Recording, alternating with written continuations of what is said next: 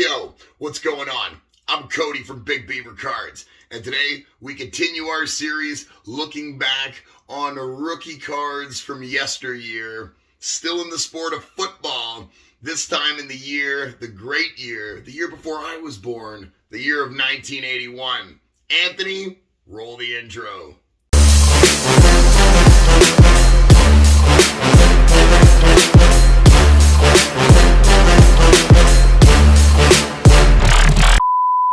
Okay, so we looked at 1980. That's in the back catalog. We definitely recommend you subscribe to our channel, check out the back catalog, but for now, sit back because 1981 is a lot more full than 1980 was, because 1980 was a little tepid. This year, we got Hall of Fame rookie cards. Let's start it off at number 6, taking a look at a guy who at the time that his career was going on was what would become the prototypical tight end that you would try to draft.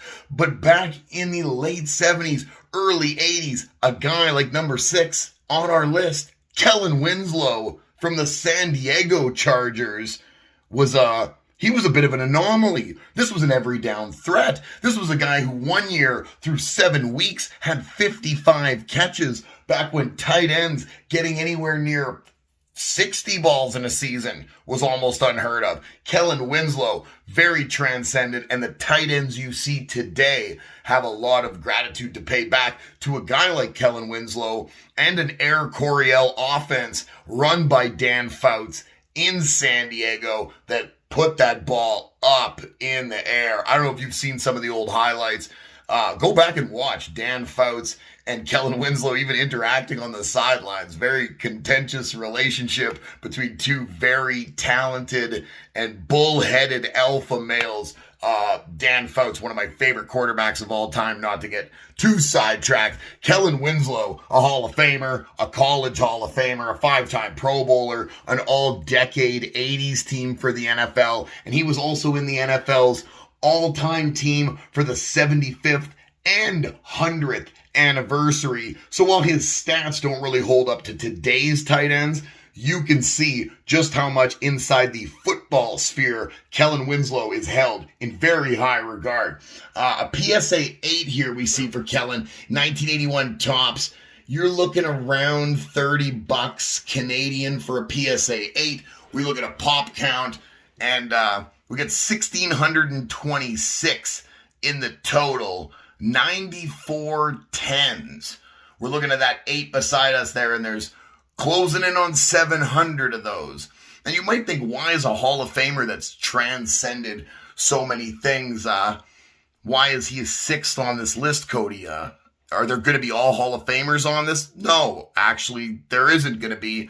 And after we talk about a raw card, which you see over in the right corner, which you'll probably get a Kellen Winslow, decent looking raw rookie card from 81 tops, for around $10 Canadian, $7 American, $5 here on the screen, but probably about 10 Canadian. The reason Kellen Winslow probably isn't as revered by the fans is A, the Chargers never won one.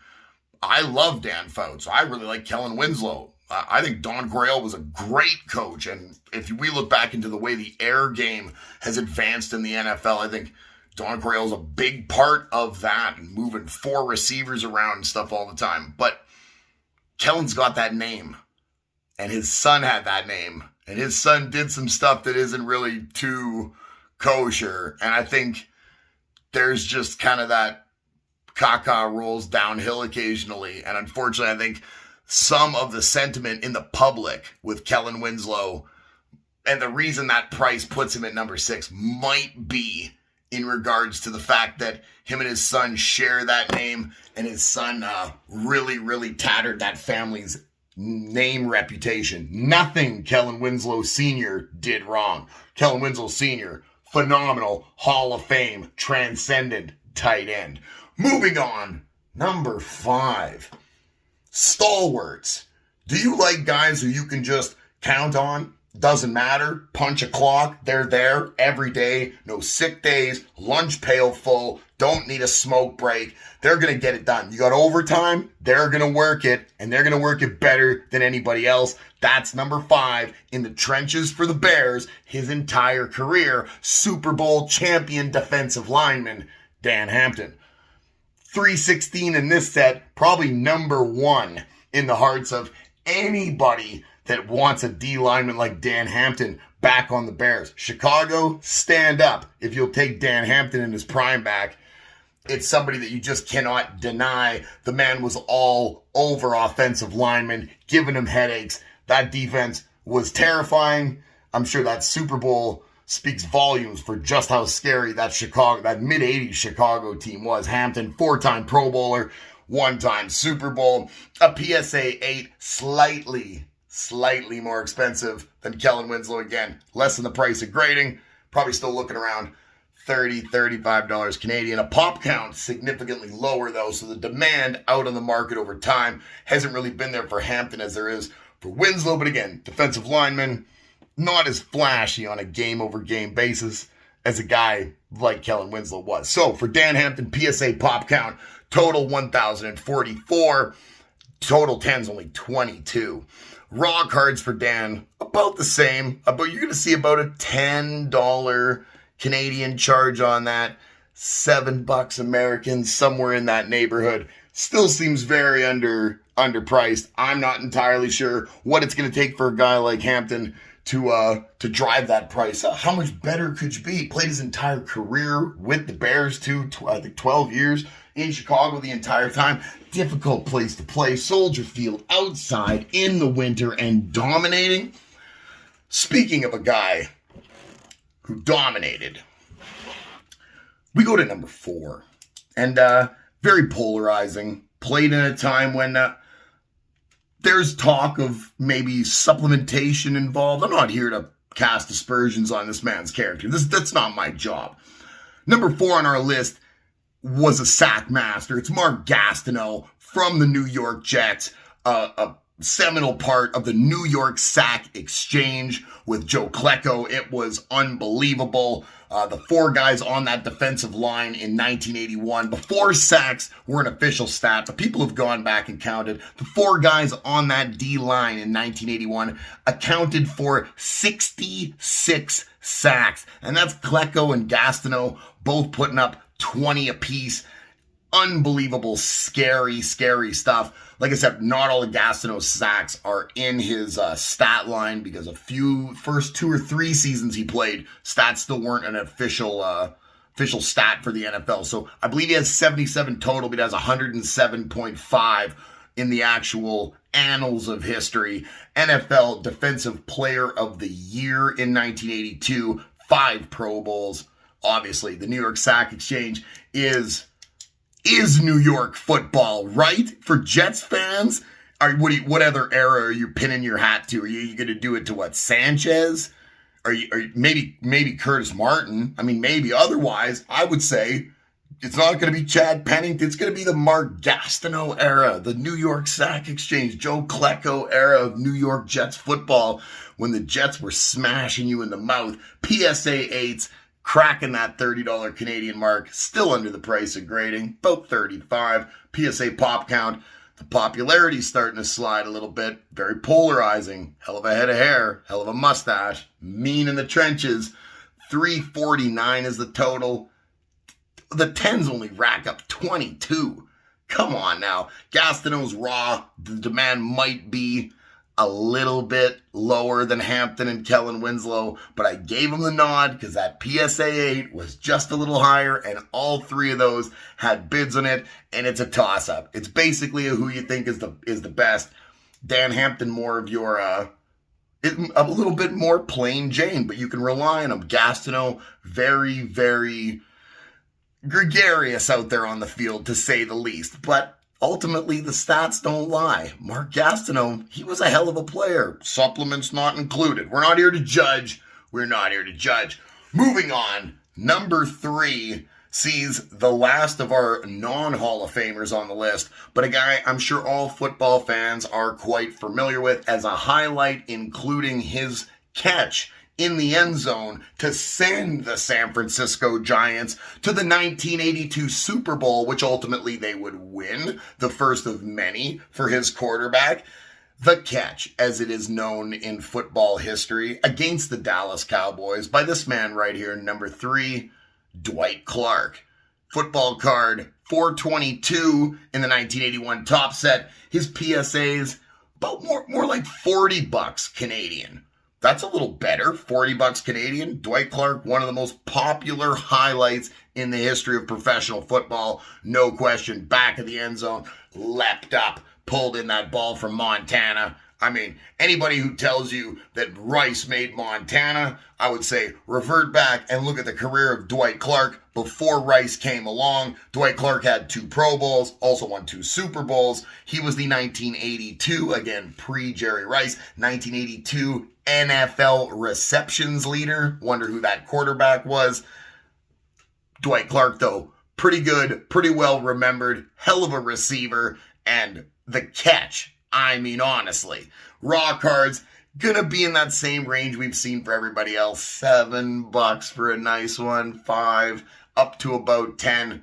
But all these players, I think, are next level, man. This makes the 1980 list look like it looks like we're maybe tearing on a whole different level now. Number 2 is a man who is in the Hall of Fame, a 3-time Pro Bowler. He's the 1984 reception leader, a little bit after our friend Dwight Clark. Didn't have the Joe Montana throwing to him. He got balls in 15 consecutive years, not to mention 183 consecutive games. He was the first wide receiver to 900 catches. That he only was the NFL's reception leader, all-time reception leader, for about 2 weeks. James Lofton retired. Art Monk took over the receptions lead and then was passed ultimately by Jerry Rice. But there was a point in time where this man, Art Monk, was the NFL all-time reception leader. Consistency, you must spell it ARTMONK, because there's nothing that this guy couldn't do out there. If you would have gave him a Hall of Fame quarterback for his career, especially through his prime, this guy was about as dangerous and as consistent as you could possibly imagine. You could set your watch to the route that Art Monk ran. It's a thing of beauty. It's something I'm sure receivers to this day study. And no question in my mind of the validity of this man's career and his worthiness in the Hall of Fame. But you look at these numbers again, PSA 8, still only $35, $40, in around that same Dwight Clark number. Again, Dwight does have the catch, which is a very, very seminal moment in football. PSA pop count total, getting heavy though, 2,898. Look at those 10s. Still under 177. Tells you about the quality of cards being made still in 1981. We're going to catch up. We're going to start seeing a lot more 10s. But you would imagine an Art Monk 10, the premium you're going to pay for just the 77 lifetime Washington football Commander fans. We don't want to say that other word.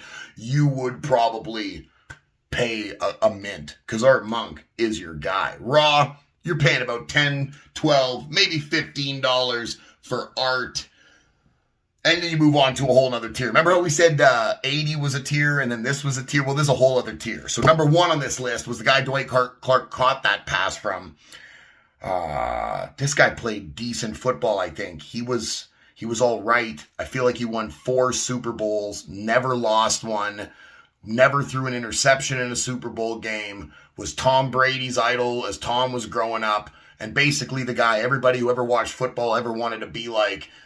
If they had better surgery in the late 80s, early 90s, and we could have got that back fixed, I would imagine Montana would have racked up another couple. Joe Montana from the San Francisco 49ers, card number 216 in this set. What a beauty.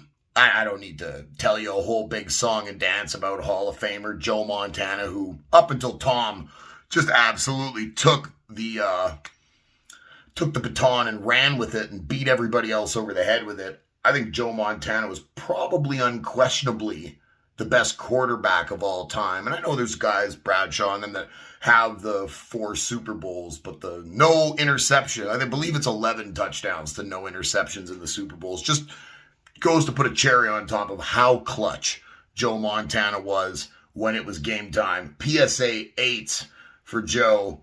You're still going to pay about 700 and something Canadian, 601 here. This went US, 41 bids. A PSA pop count off the charts, almost 20 grand graded. Only 107 have come back 10s. You don't even want to go look at what the price of those 10s are. They're 25,000. It is up there. It is up there.